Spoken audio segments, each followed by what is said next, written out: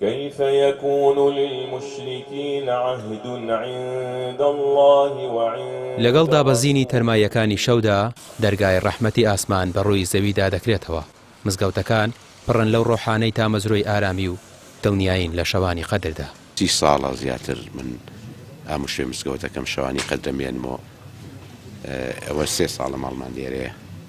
بەڵامی تر لەوە پێش لە مزگەوتی حاجی ماڵمان لە ئازادی بوو لە مزگەوتی حاجی فارسی بێسەری هەموو تەشەوەکە ماوەمەتۆ ئەلحەمدوللا لەخوا بەزیابێ کەەوە شێوێکی مبارەکە و شەوەکە بەچی بەڕێیەکەن چۆن زیندویەکەنەوە بە نوێژ شەوەکە بە شەو نوێش ئیتر ئەوەژی کە خوێنەوار بێ بە قورعان خوێندن بە نوێژ و تاعەت و پاڕانەوە لەخواوانە بەڕێیەکەین ئینشاءالله ئەوەی کە پشت بەخوا بەسێ دڵنیا بەخوا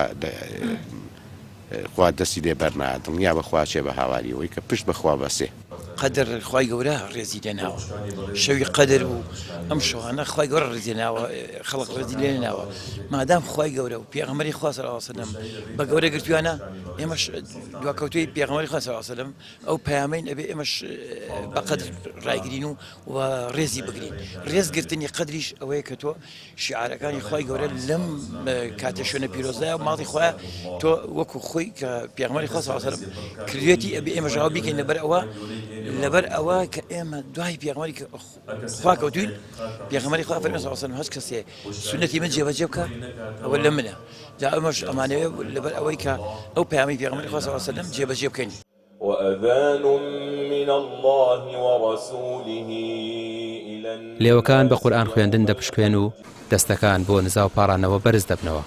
موسڵمانان ئەم دەشەوەی کۆتایی ڕەمەزان بە دەرفەتێکی زێڕین دەزانن بۆ سرینەوەی گوناهەکان و گەیشتن بە خۆشەویستی و ڕەزامەندی خوددا. بایم ئینشاءڵڵا ئەم شەوانە زیندوو بکەینەوە بە قورئان خوێندن بە شەو نوێش بە دوعاکردن وەکو عایشە خوای ڕازی فەرمووی ئەی پێغەمبەری خوا عەلەیهی سەلام ئەگەر شەوی قەدر بە قسمەت بوو چی تێدا بڵێن فەرمووی بڵێ اللهم إنك عفو تحب العفو فاعف عني یعنی داواکردنی عفوات و لێخۆشبوونی خوای گەورە تەبارەکە وتەعالا. ئیتر هەر کارێک لەو کارانە بە تایبەت کە ئینسان پەیوەست بێ بە مزگەوتەوە ئەو عیباداتانی لە مزگەوت دەکرێت هەر بەخۆی مانەوە لە مزگەوت و ئیعتیکاف و دانیشتن لە مزگەوت تا بەخۆی عیبادەتە. ئینسان کە لە مزگەوتی شامایەوە هەم نوێژ دەکات هەم قورئان دەخوێن هەم دوعا دەکات هەم لە بینەکانە ذیکر و تەسبیحات و سەلاوات ئەدات.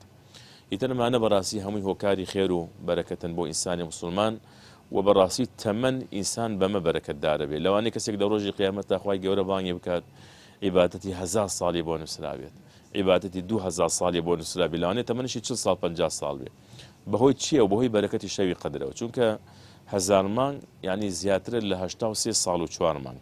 فقاتلوا أئمة الكفر إنهم لا هەتا بەرەبەیان ئەم درەوشانەوە ڕۆحانیە بەردەوامە. شەو نەخۆنیەک کە تیایدا مرۆڤەکان بارگرانیەکانی ژیان جێدەهێڵن و بەدڵێکی ئارامەوە پەیوەندی لەگەڵ خوڵقێنەرەکەیاندا دەبەستن. ڕامیار عوسمان کەناڵی پێام سلێمانی. الصلاة وآتى الزكاة ولم يخش